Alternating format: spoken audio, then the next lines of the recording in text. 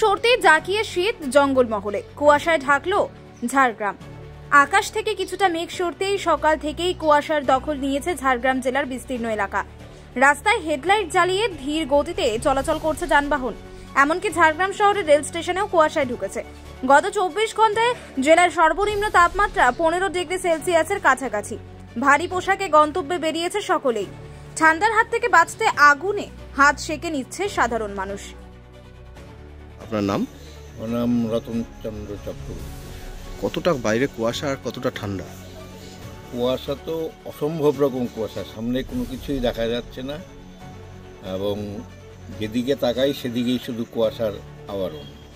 গতকাল এখানে বৃষ্টি হয়েছে, বৃষ্টিটা বন্ধ হওয়ার জন্যই ওয়েদারটা একদম ঘোলাটে হয়ে গেছে। সামনে কোনো কিছু দৃশ্যনীয় নয়। আমরা ট্রেনে যাওয়ার জন্য স্টেশনে অপেক্ষা করছি, কিন্তু ট্রেনও কুয়াশার জন্য অনেক লেটে চলছে। তা মনে হয় আজকে ওয়েদার একটু সময়ের সাপেক্ষে চেঞ্জ হতে পারে। ঠান্ডা কি পড়েছে? ঠান্ডা খুবই পড়েছে, একদম জবুথবু হয়েছে। বয়স্ক লোকেদের পক্ষে এত ঠান্ডা উপভোগ করা খুবই কষ্টকর।